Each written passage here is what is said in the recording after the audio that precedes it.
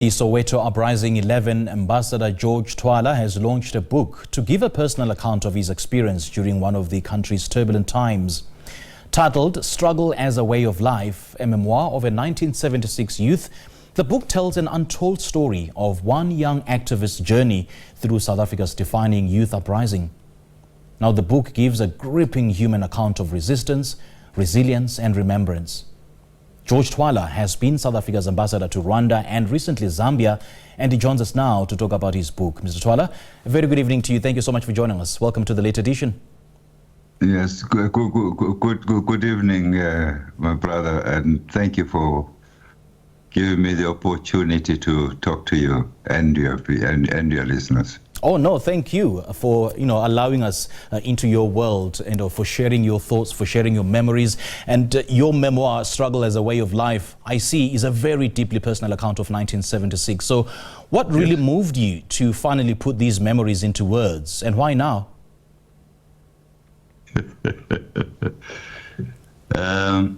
Why now?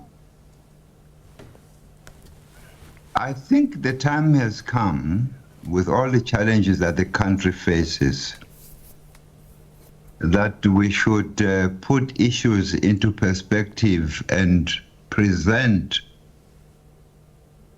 a history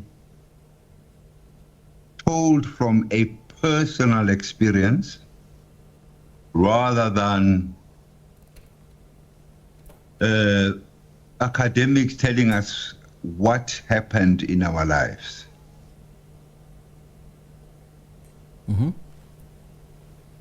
I'm talking of tracing the history and explaining what it was to grow under apartheid, where one's childhood, the various stages of one's life, being a child, being a teenager, and growing up to be an adult, how these things during the apartheid time were all condensed into one. Yeah. You just immediately became an adult, far away from what current children and what current youth can go through. Clearly defined stages of development as being part of the family. Mr. Twala, I may not have been born in 1976, and I know that so many of us know the broader story of 1976 through different accounts, from your account and other accounts, of course, but not really the inner emotional journeys, right? So what did you feel was missing in the national narrative that this book helps uncover?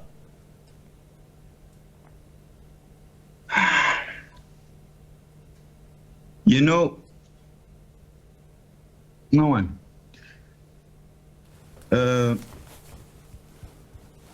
One has got to sit down and reflect on a whole range of issues. You may not have been born in pre-76 era, and you ended up being born later. Yeah. What do you know about what happened at that time? You hardly know anything. Well, you hear all sorts of accounts coming from this side, but you would never find in one single book the various themes that affected us. Issues of arrest, issues of torture, detention, issues of going into exile, where you actually are ripped from the community that you know and thrown into far-flung places. Yeah. And then you still have got to come back. Now, when you do come back, you don't have the possibility or the opportunity to be debriefed so that you can be eased into the current lives that, eased into South African society one more time and find it normal. Where am I? I'm talking about how we were all ripped apart, torn and displaced emotionally, and the scars that remain in our heads, the baggage we carry along on a day-to-day basis. And No one. I'm sure you see me, I'm a very normal guy. Well, I'd love to believe so. And a lot of others too that you know. Yeah. But do you understand the trauma that we all had to go through? Yeah, Do you understand the trauma? And speaking of trauma, yeah. Understanding your own parents. Apologies for jumping in there. Speaking of trauma, I mean, you write about the cost of survival under apartheid. Let's talk about what some of the personal sacrifices that still haunt you today. You could perhaps tell us about a comrade or a moment during the struggle that shaped your understanding of resistance and resilience.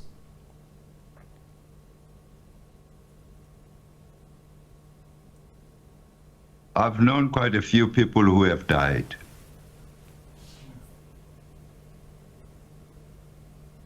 Yeah.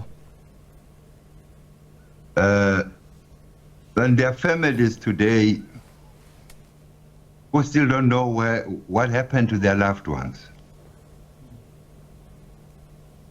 You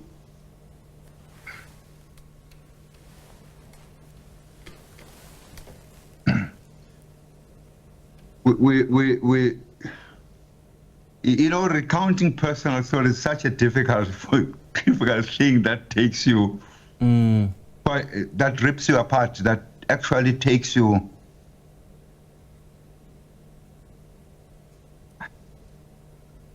It's okay, sir. It's okay. It's okay, sir. Take your time. Take your time. There are a lot of people who, today as I sit and we talk, who never saw what freedom is. There are people who, I'm sure you guys are covering the issue of guys in the Eastern Cape were killed, were removed permanently. One of them is your colleague, you work with him. The Craddock 4. Yes. Chaul. Relate to that young man. Listen to their cases.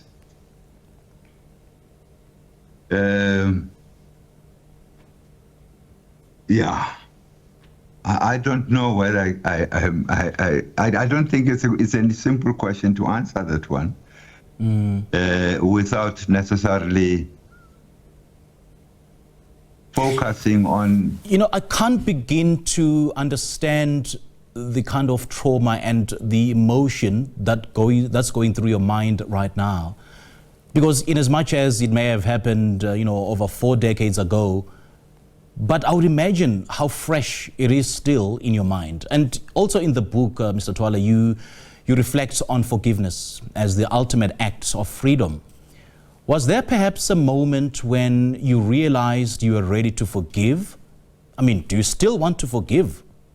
Do you feel compelled to forgive, or is it still a process?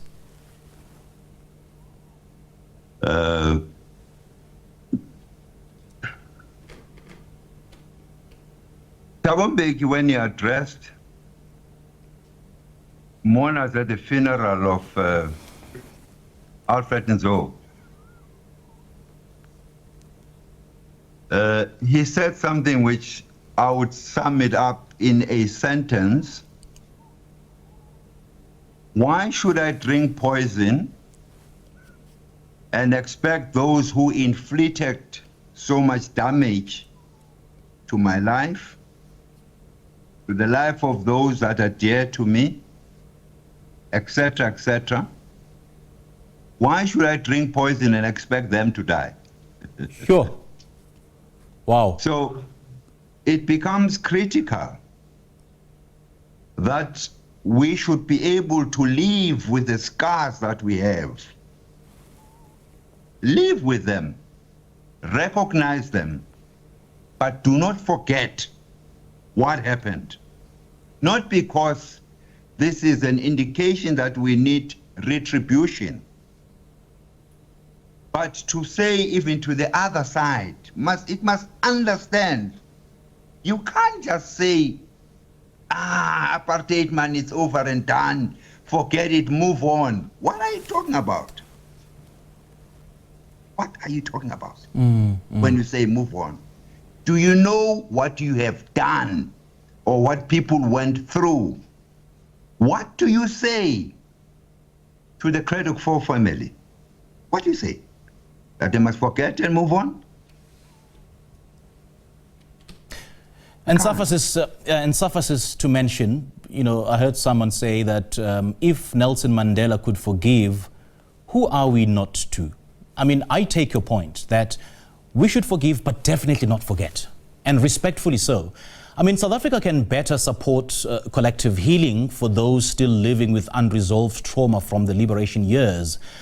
And I'm quite keen to know, Mr. Twala, and quite interestingly, you did mention, the issue of psychological scars. So how do you manage these psychological and the psychosocial scars of the past, especially the nightmares that never fully fade? You have to move on. Okay, maybe.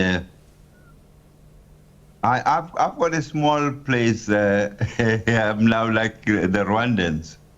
When I was in Rwanda, there was one woman who was traumatized, who was a survivor. I think government was able to assist that woman. They gave her a cow.